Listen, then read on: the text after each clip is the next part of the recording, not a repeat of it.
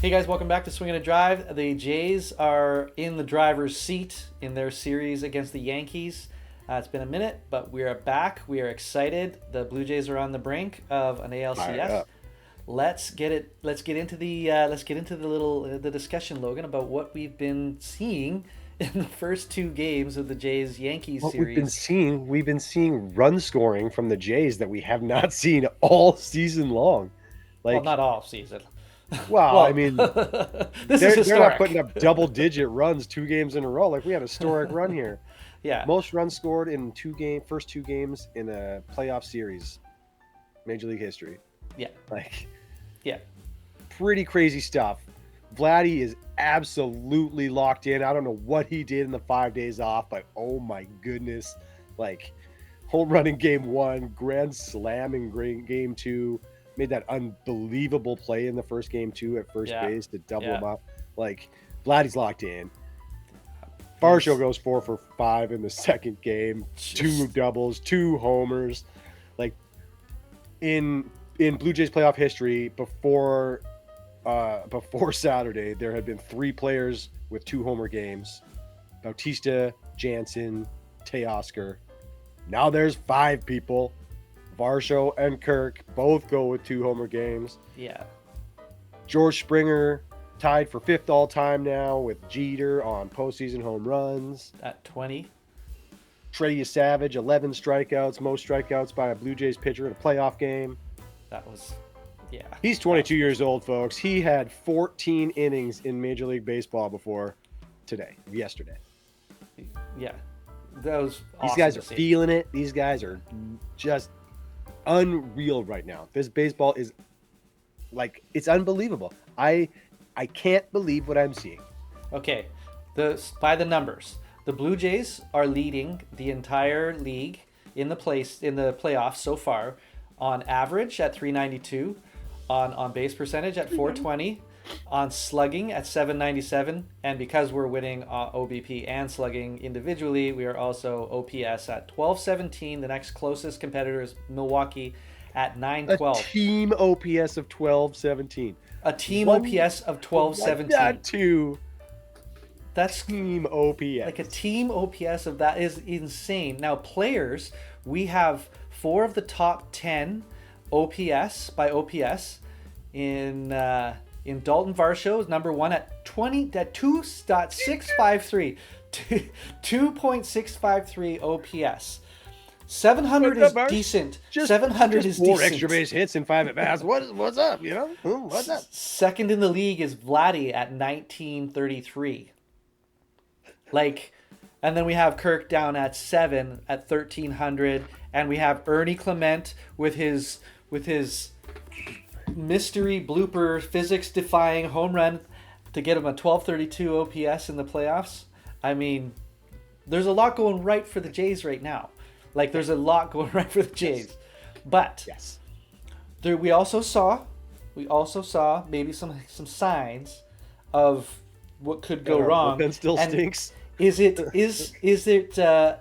John Schneider has learned a little bit, but I feel like I was still seeing some signs of John Schneider kind of being a bit of a slave to the matchups too much, and not enough of watching the game with his eye. Like, why do you throw in why do you throw in Brule?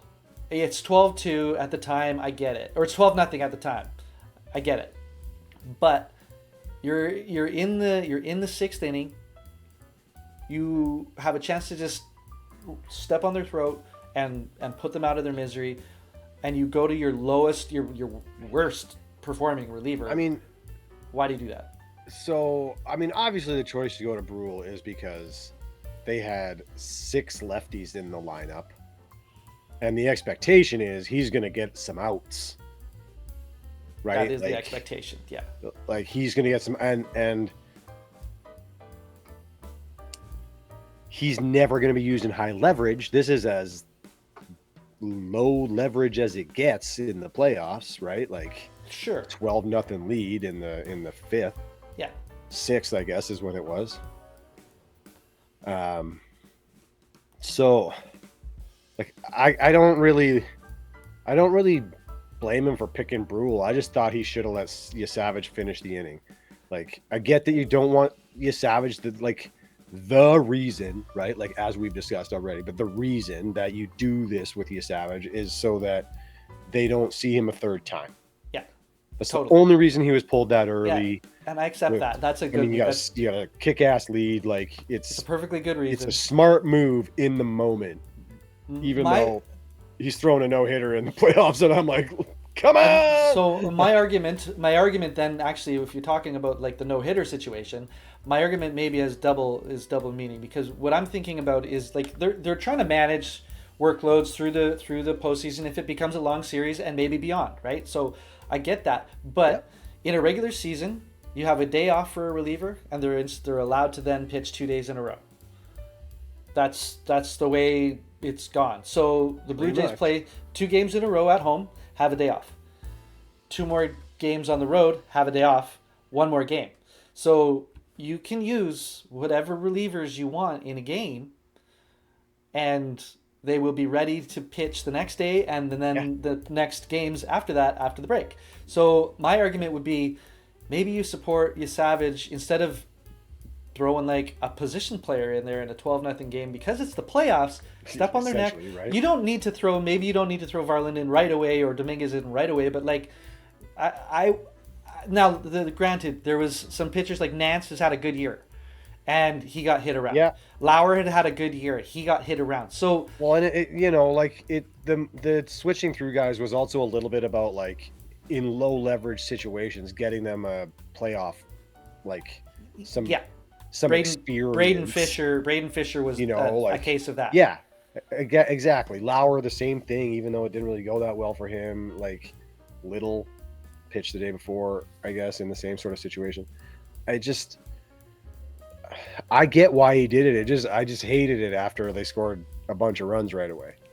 Well, and I guess that the result is the thing that makes it kind of hurt more, because I mean the game was great. That's just the only it's the only thing that I'm holding on to. That's like, you don't want to give a team like New York a glimmer of hope.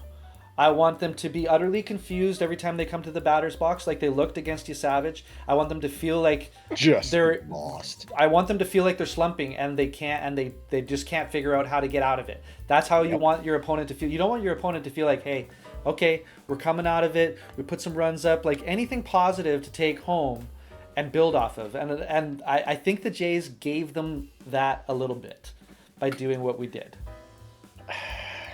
So, according to Samson, there is no moral victories. They lost 12-7 still. 13. 13-7 still. Yeah, Sorry, yeah, thank you. Yeah. Like they've had all these runs scored against them in 2 games, records set against them.